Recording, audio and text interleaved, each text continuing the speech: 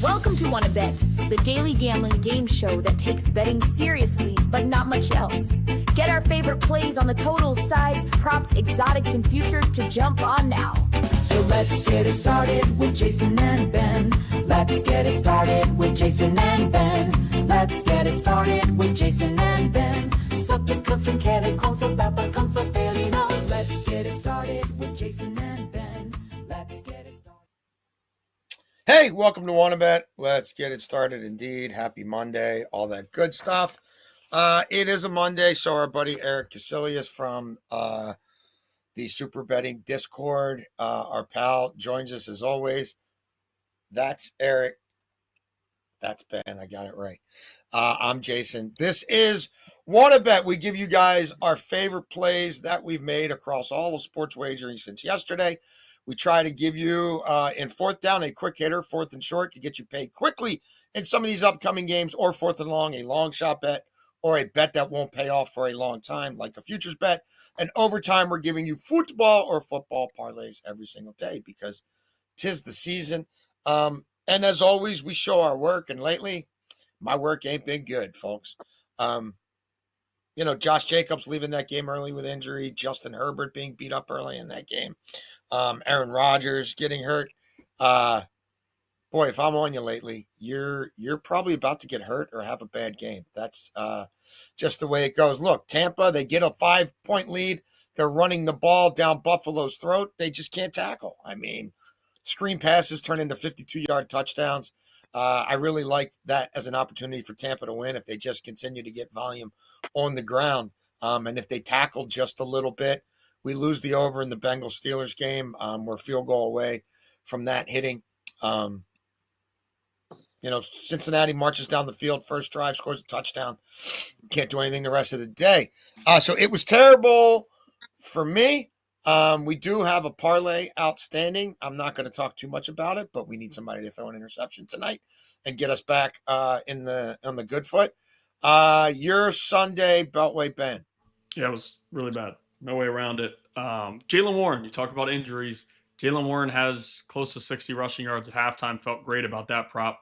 He ends up going under. He hurt his leg, and then they brought him back on the field, called timeout, took him off the field. He didn't go back on. Christian McCaffrey was a big cash. We also cashed a plus 200 and some bet from earlier in the week, a bunch of teams on the money line, which cashed to save us somewhat, but we lost Gadsden. That Chargers passing offense was awful, and he got a big catch late, but wasn't able to get to 50. We lost a few parlays. I like the Lions. I like Jefferson. Jefferson, if he had a better quarterback, clears easy, but Here we are. So it was a tough day, but again, we're still up north of 50. No, you're doing great. You're doing great, Beltway, Ben. I got to be better. EK, before we get into our picks, let everybody know about the Super Discord. Yeah, everybody's picks are in one spot, all three of our picks. Every pick that we make in every sport.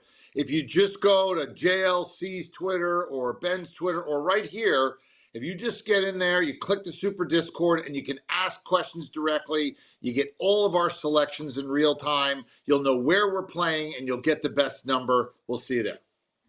Excellent. Our Twitter bios have the way to get in. All right.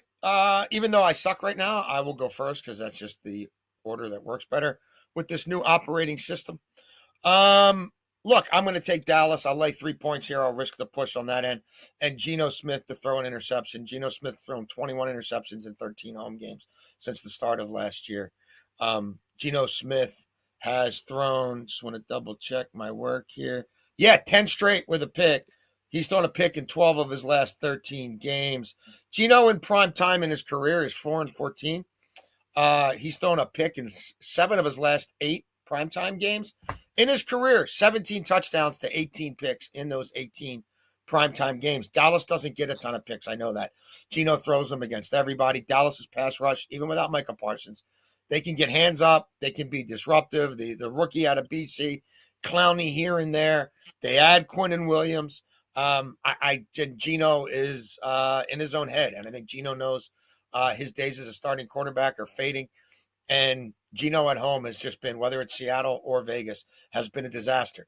Dallas has their flaws, but Dallas coming off a bye, Dallas in what will feel like a home game for them. And Dallas's offense for me is the most superior unit in this game. Like Dallas's kicker and Dallas's offense are potential superpowers among two teams that aren't very good. And let's face it, the rah-rah Pete Carroll stuff ain't working for the Raiders.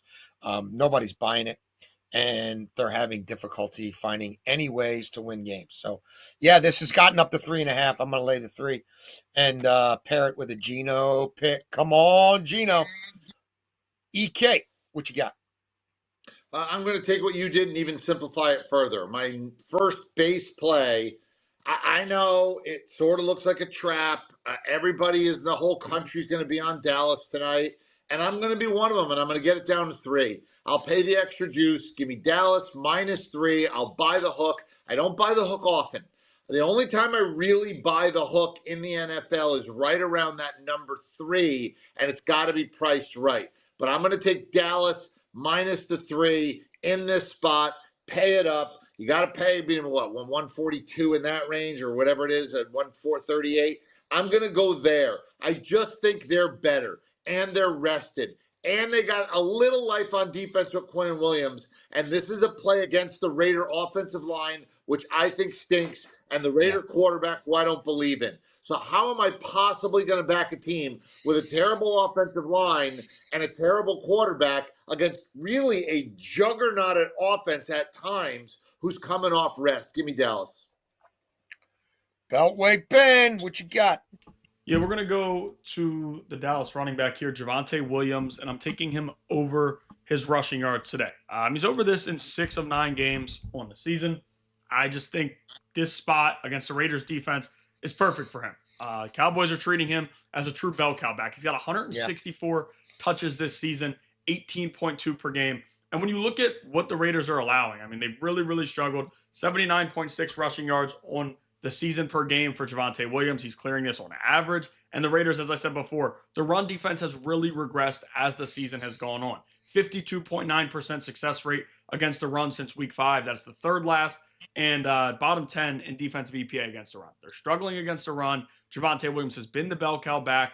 I know, like George Pickens and CeeDee Lamb, they're going to demand the football, and Dallas always throws the football a lot, but they like this signing and what they have in Javonte Williams. I think eventually they're going to end up re-signing him. But even if they don't, they have him on a one-year deal, and they'll try to run him into the ground. That's how Dallas is. We saw it with Ezekiel Elliott. I think we'll see it here with Javonte Williams. A lot of rushing yards, a lot of rushing attempts, and against the Raiders defense that, as I said, is trending down. I do like Javonte Williams to go over 75.5 rushing yards at -110.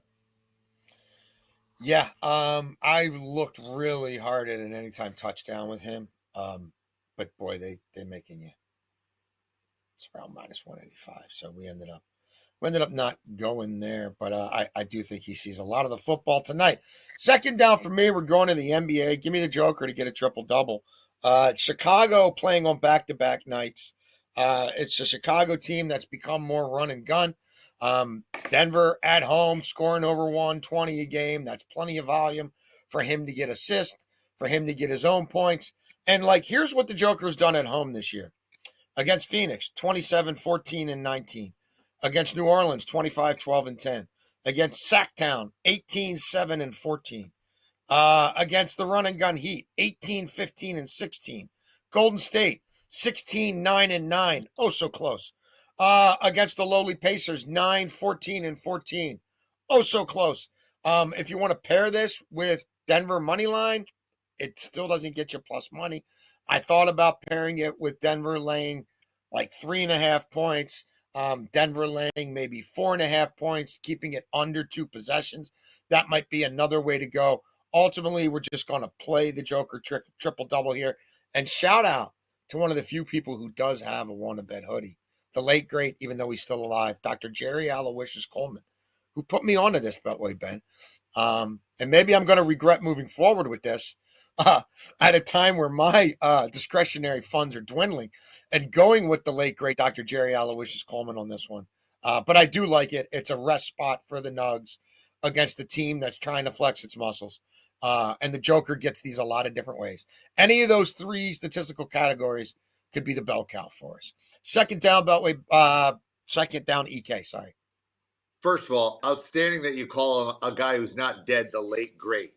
Yes, we named a Radio Hall of Fame after him while he's still alive. A plus, love it. I'm going to go to Ashton Genty, and I'm going to go right at him, and I'm going to go under 66.5 yards, and I hope this climbs before game time.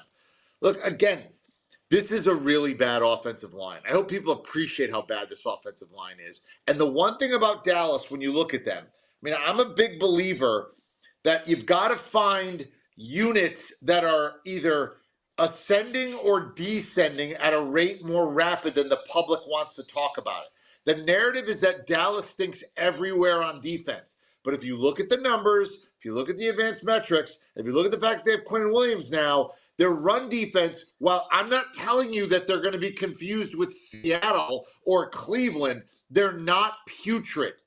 And Ashton Genty has a absolute dreadful offensive line against a fair run defense and what I think will be a negative game script. And I don't think he gets to 67 yards, which is a lot. I mean, 67 yards basically makes you like a 1,400-yard rusher for a season. I don't think he gets there. So I'm going to go under Ashton Genty. I hope it gets to 70 by kickoff. Yeah. I also think if Dallas can score in the first quarter, this kid's going to be catching the ball and not running it. What you got in second down there, Mr. Ben? We're going to the NBA. I do like Mikal Bridges to clear his points, 19.5 at -102. They're still without Jalen Brunson, and now OG Anunoby suffered an injury last game. He's going to be out. Yeah. Cat's going to dominate the Heat. No Bam Adebayo was massive there. I get that. We know Cat will score. But I do expect a smart coach and Eric Spoelstra to force other guys to beat them and try to force the ball out of Cat's hands at some point in this matchup. That being said, Mikal Bridges still took 21 shots in his last outing. Now, he didn't go over the number, but the shots were there. He was shooting it. He's a confident shooter. What happened? I had him over. That was one of a huge play for me. I don't mean to interrupt you, but I was so frustrated. He took 21 shots. Yes. He took, 14 threes and couldn't get to 17 points.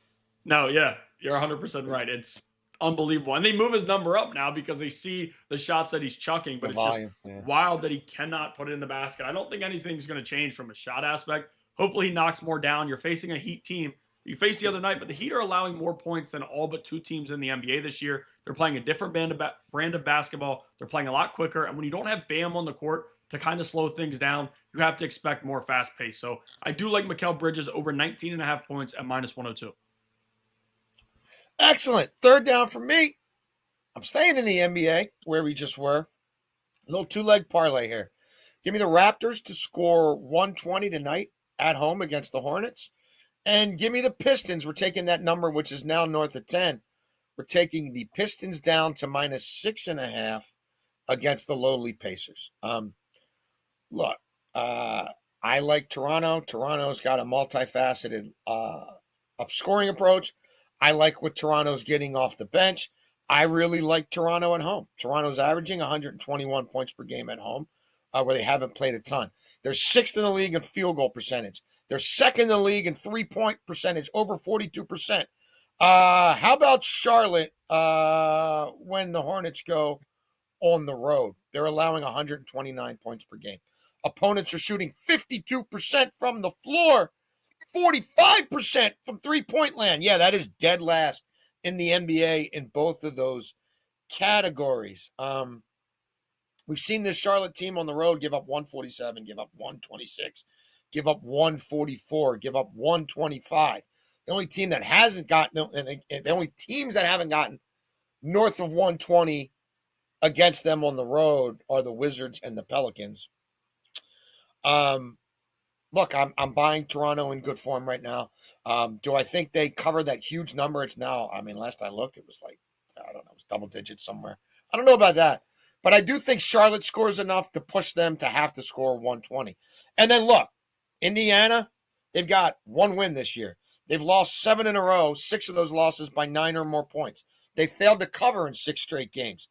All of those games, they failed to cover by 7.5 points or more. And we're going down from that 10.5 and rising with the Pistons, who are home and really good at home. We're taking it to 6.5. Pistons have covered 7 of their last 9 games. 6 of those 7 they've covered by multiple possessions. What have the Pistons done when they faced bottom 8 NBA teams this year? They beat the snot out of them. They're 4-1 against the spread against them. The only non-cover was that Wizards game where they still ended up scoring like 150-some points in double overtime and almost covered, despite it going to overtime. So there we go. Plus 125 for the Spotifyers and the Apple Bottoms. Raptors to score 120. Pistons to win by 7 or more. EK. I'm back to Monday Night Football, and I posted this in the Super Discord very early in the week, and that's Brock Bowers over his receiving yards, which is just going to climb and climb and climb and climb. At some point, there will be no value left. But this is a full-grown man who's now healthy, and this is going to be the guy that they're going to have, and they're going to have him. I mean, they're going to pepper him with targets. You saw, a couple games ago, he caught, 15 passes or whatever. I don't need that. But I do think that they're going to throw him the ball. If this becomes Dallas can put the ball either through the uprights or in the end zone and tally points, this is the guy that's going to be their wagon to try to keep them close. So I like him over. Again, I acknowledge I have a very public, hat on tonight. I have Dallas. I have Dallas scoring points. I have the Raiders trailing and trying to catch up. And if that's the case, he will fly over. I'm not going to be surprised if Brock Bowers is over this in the third quarter. Yeah, I mean, why they wouldn't force feed him? Why Chip Kelly wouldn't make sure he gets the ball? And Dallas is terrible against the pass. It would seem to be the biggest no-brainer. Like, it should happen every week. He should be able to catch at least 4 balls every week. Mm-hmm. He should. Beltway Ben? Yeah, third down. I'm going to go with Jonty. I like 2 plays with Jonty tonight. I like Ashton Jonty over 16.5 receiving yards. And I also like Ashton Jonty over 87.5 rushing and receiving yards. I think one way or another, he's going to have a big night. Running backs are averaging 45.7 receiving yards per game against the Cowboys, third most in the NFL. Now, since week 5, Cowboys bottom 4 in EPA against the run, 46.6% success rate against the run, which is dead last. I get the Quinnen Williams addition. You add him with Kenny Clark. Their defense still isn't great, and I do expect Jonty to have an impact on this game. You have to keep things simple for Geno Smith, who is just willing to throw the ball to the other team at will. He'll do it every chance he gets. You have to have your young rookie stay involved, and we've talked about it a lot with him and how they're going to do with the offense. They trust him enough to give him more than enough carries and to throw the football to him. If it's not going well on the ground, if the Quinnen Williams addition really does hit the home run that Dallas thinks it will, you have to throw him the football. And we'll get more to that in 4th and long because I do like his longest reception over. But for now, I'm taking Jonty over 16.5 receiving yards, which is a low number for him. And then we're combining the rushing and receiving over 87.5 at minus 114. Excellent. 4th down for me is going to be 4th and long. We're getting this in now before the domestic leagues return in Europe this week. And we're going to the EPL here. And we're taking Liverpool not to finish in the top 4. Liverpool to finish outside the top 4 in the automatic Champions League spots. We're playing it at plus 250.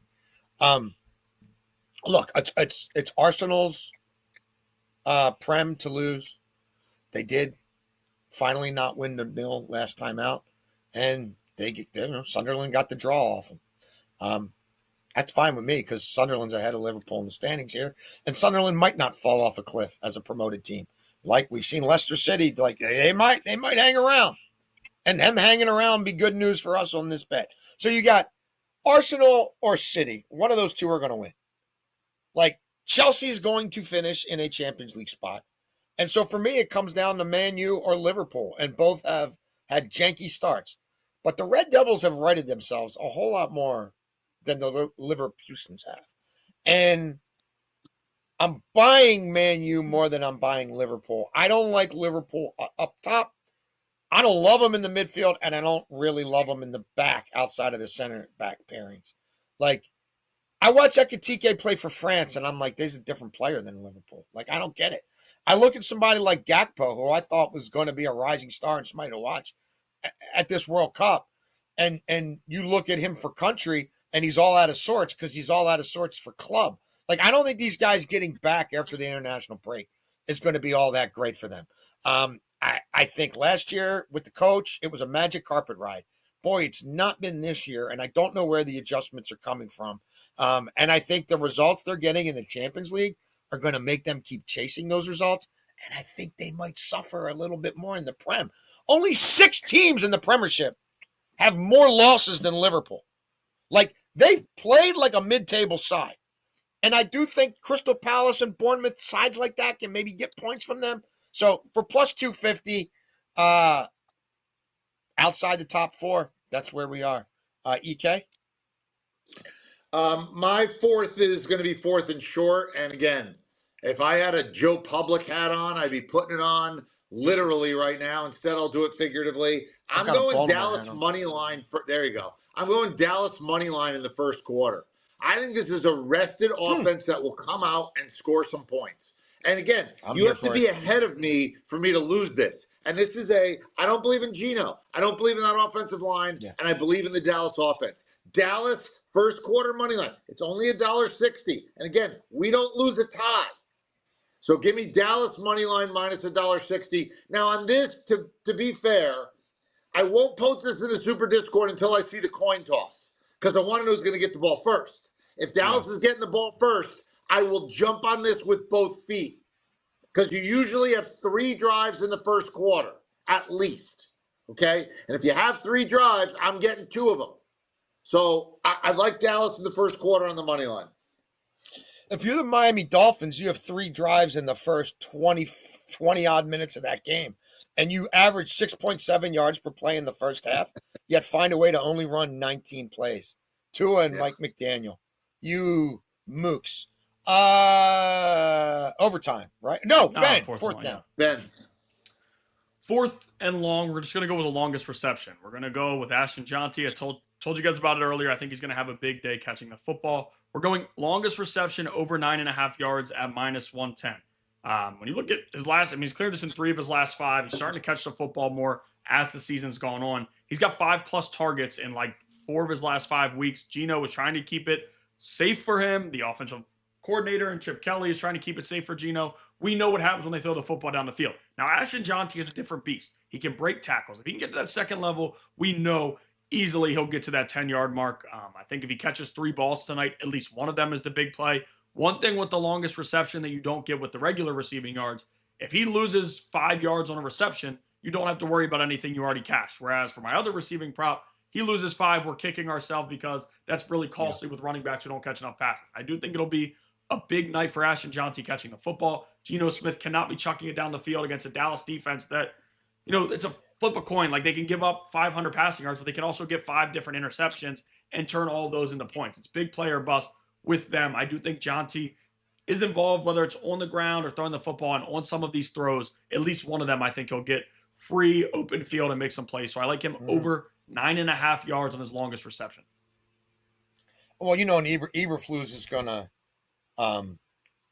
sit back and play those zones and dumping it off to the quarterback against to the running back and if Dallas gets a lead, Geno hopefully he's already thrown that pick, doesn't want to throw another one, take the layups, throw it to that back against Eberflus's soft ass defense. Real quick, just our fancy new scroll. It's ridiculous how many NBA lines tonight are north of double digit, are 10.5 or more. Like, it's crazy. Nuggets favored by 15. Like, I know they've been good, but so have the Bulls. Yeah, a few weeks into the season, you're already seeing these insanely you're seeing college crazy spreads in the NBA. Right. I can remember 2 days ago looking at it and saying, "Oh, Oklahoma City was laying 15 to somebody." I'm like, I think that's the first 15. Now there's 3 games tonight, minus 14.5 or more. Anywho, overtime. It's boring. It's public. It's whatever. Give me Dak Prescott to throw 2 touchdown passes and the Dallas Cowboys to win this game plus 115. The last 2 weeks, Dallas's offense hit the wall, no doubt about it. I also think Arizona's defense was pretty solid and was built well to stop them. And maybe they were running out of a little bit of steam or whatever.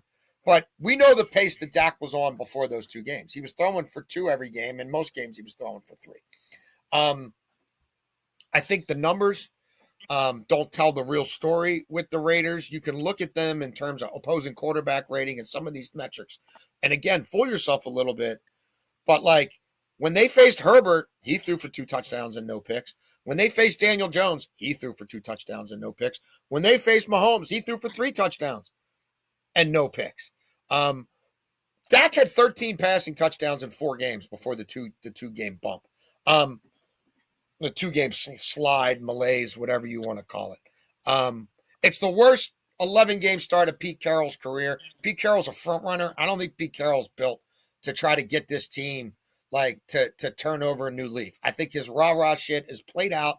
And I think if they have to play from behind in this game, they will be cooked doing so, and it'll mean too much Geno, which means too much double agent. Dallas has won 5 of their last 6 road Monday Night Football games.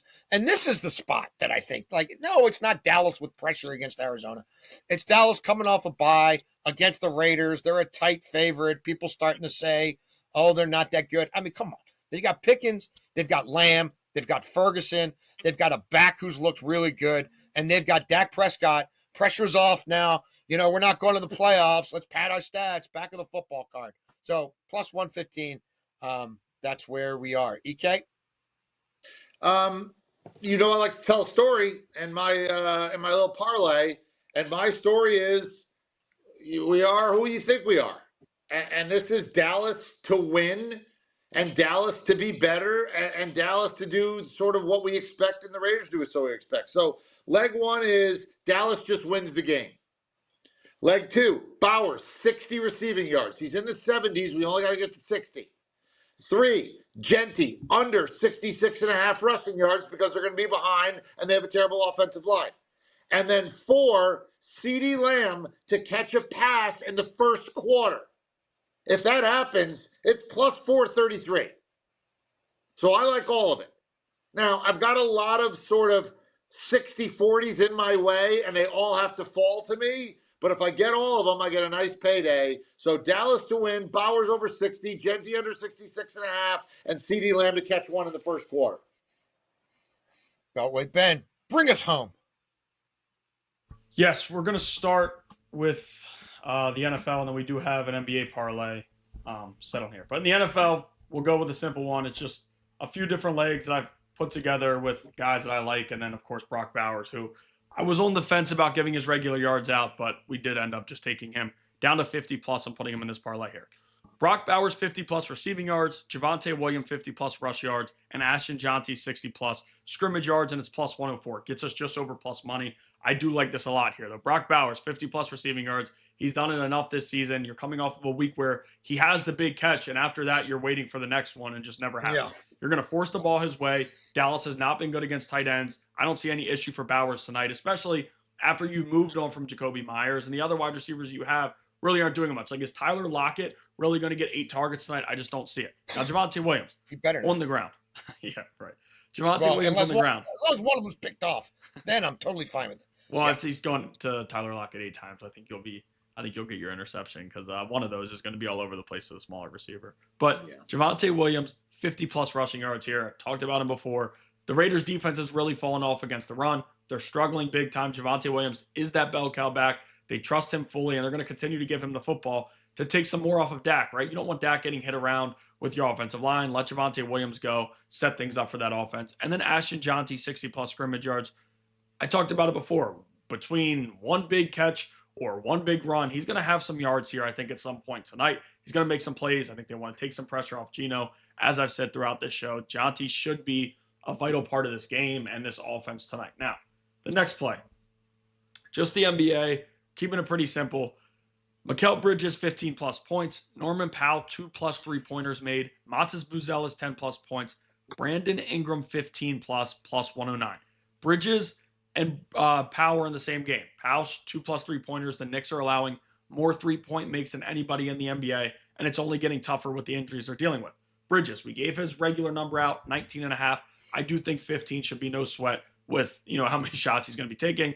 Buzelis, 10+ points. I really like Matas. He's playing good basketball. They're banged up still a little bit. I know Giddey's probably going to play, but by game time, it could be something different. If Giddy would end up being ruled out, we cash this the 10 plus with no sweat. And then Brandon Ingram, 15 plus points. Listen, he burned us the last time we took him, but he had been pretty good to us before that. I think this will be somewhat close. You're facing a Hornets team that's kind of gritty. Like they're trying to figure themselves out, but they do stay into it, stay in the games until late. So Brandon Ingram shouldn't have many issues getting 15 plus points. What he's done in all but 2 games since joining the Raptors. So again, Mikal Bridges 15 plus, Norman Powell 2 plus threes, Matas Buzel is 10 plus points, and Brandon Ingram 15 plus points at plus 109.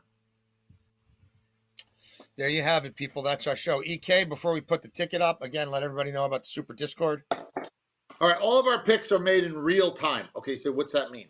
When we're betting them personally, we put them up. We tell you, bet this now, bet this at this price, bet this at this book. And we tell you what to do, where to do it, and how to do it, and it's in one spot. So if you just either scan the QR code if there's one right here, or if you go to either Ben or Jason's Twitter bio, there's a link right underneath. You just come into the community. You can talk to me directly. I'll get you straight. Those guys will get you straight, and you'll have just better bets. There you have it. And I could use some better bets, Beltway Ben, as you put up the ticket. We are transparent here. Beltway Ben crushing it. Me, not so much. I don't know, Ben, how much longer we give the mallet. You know, the cleansing and changing of the palate, I guess, of the mallet. I don't know. You know, is that bad juju? How long do we let that ride? Maybe we might have to reassess that tomorrow. That mallet might need to be buried. Yes, I think we judge tonight after the night. We give it Monday Night Football and then make an executive decision. But thank you to Ryan Mills again. Did he send you his address yet? No, he did not. Yeah. Hey, Ryan, if you're watching, DM us at wanna bet with us on the Twitter or whatever. DM us your address. I just looked. There's 3. We are down to 3 hoodies. So we're down to 2 after Ryan gets his. Hopefully we are in. You know what you have to do. Gino, you know the assignment. Let's execute it. Let's execute it